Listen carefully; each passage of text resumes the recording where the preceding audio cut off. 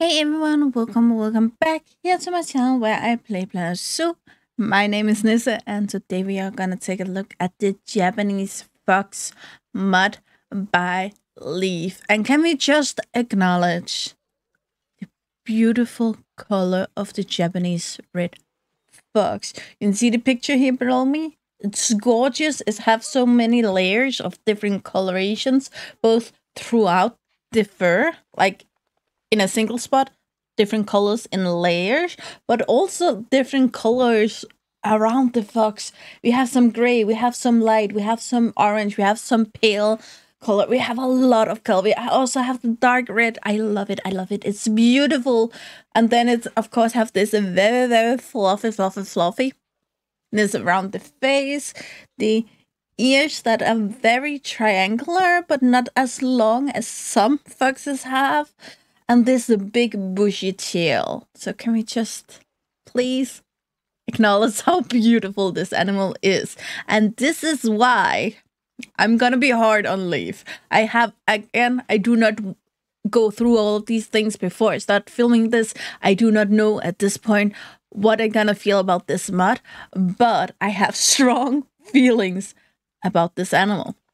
So he sets himself up for possibly failing today. But he couldn't know that. He couldn't know how much I love this. And can we just here we have a male Japanese red fox. And I also in here have the red fox from the game. We have a male that have this off-brand color. Gonna put him right out to the left. And then we have a female that have the main color. With foxes, you don't see a big difference in males and females. So I just want to show you, because I think the coloration may be the reason why you choose one over the other. I did look because we actually have a mod of this before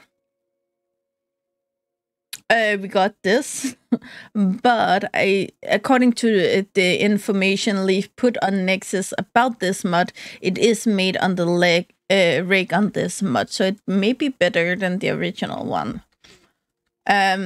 You can see a lot of the drawings is the same. The paler on the belly, darker legs, and the dark on the backside of the ears is very much reminiscent of the same, but that's where it's changing. We have this much lighter coloration. Again, this one is completely different, but these two is the most easy to compare. It's bigger. It's fluffier, it's lighter, and I do also love this color very much.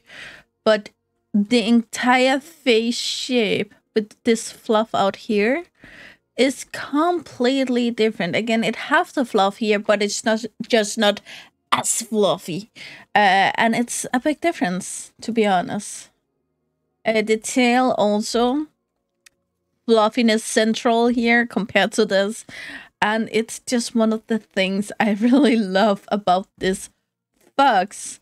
It again have a little bit more short ears. I think he made them a little longer than they are on the picture. Just a tiny smidge, but it's hard to tell because these are angled outwards though. So he have a chance to be right there. But again, this looks more slender, more business fox-like, and this looks more like a Disneyfication of this one. Again, they are both red foxes, therefore very closely related, and this will be just simply a few things that will be the same, but the look of it isn't the only difference. And let's go into Zoopedia. Here it is a least concerned animal, and the population in the wild is unknown. They live in Europe, North America, Africa, and Asia in temperate taiga, grassland, desert, and tundra. I'm just gonna... so it's pretty much everything besides tropical. If we look at the red fox, it's pretty much the same. North America, Europe, Africa, and Asia. However, the map is a little different. You see here. There's something wrong here. Again, I think the map is the right one here. I think so. Because it's called the Japanese red fox. But again, I think it's a subspecies of the red fox. I can actually see here Vulpes vulpes, and the red fox is Vulpes vulpes. So they actually even have the same Latin name. So again, it's the red fox. It's just have some differences specific to this variation of them. One of them need 250 square meters of land. Keep in mind this is meters. And they live from -13 to 43 degrees Celsius. Very versatile animal. Great to fence above 4 feet 95, which is a meter and 50, 60 more likely. Group sizes from 1 to 14 up to 13 males or females, or single groups up to 14. This doesn't seem like what we have with the red fox. No, it is the same still. And I think the rest of it also is, again, it is technically the same animal. It's just the localized version have some different features. Grow to a length of 35 inches. That is a meter and 15, 20 around there. And live for around 12 years, weigh around 15 pounds, 7, 8 kilos, and reach sexual maturity at age 1 and can reproduce until they turn 8. So they will have some childless years in the end and get between 3 and 6 offspring a year and pregnant for 2 months. Should be easy to get to reproduce in captivity. No interspecies enrichment. You could put the red fox again. I'm pretty sure if you put them together, they would recognize each other as red foxes, compared to if you put a Arctic or a fennec fox in there, it would make something different. They wouldn't recognize each other, I think. And again, we have the fox enrichment, so it's the small balls, including the small pumpkin ball, tennis ball, cardboard boxes, rubber ducky, only the small bubble machine, the sprinkler, block of ice, and blood scent marker. And then again, down here, we have the bamboo feeder, skittle feeder, and dog ball. Keep in mind, they do not have the log to run through. They are probably too big for that.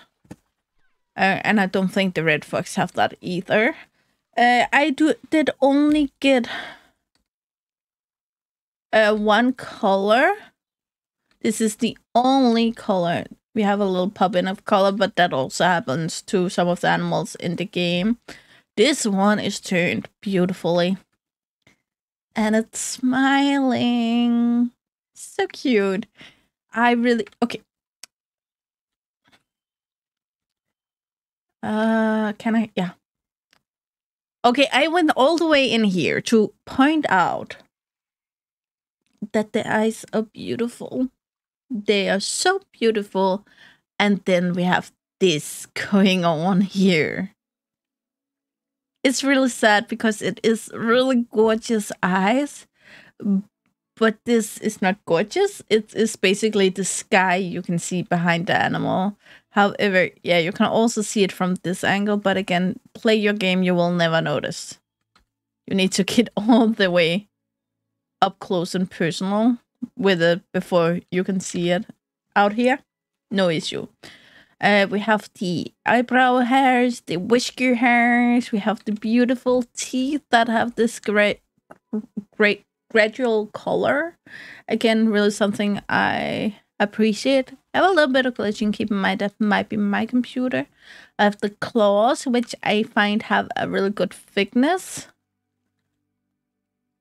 And the pinkness underneath. They have hairs on their paws. Some snow animals do have, where most dogs, for instance, they have skin, and then they have hair strands out beneath the toes. Some animals actually have hairs underneath. It appears these have. I do not know if they have in real life, but I assume if you put them there, it's because it's right. I really like the coloration. I do love the fur. The fur texture is some of the most beautiful work I have seen. It's gorgeous. I love it. Again, we have the fluffiness issue, but that really isn't Leaf's fault. And as you can see, when we go straight at something, it's gorgeous. But the thing is, when you can see here, the back is gorgeous from here. Up here, it's beautiful. As soon as we change the angle, it's get blurry. And again, not Leaf's fault. Tail is beautifully made.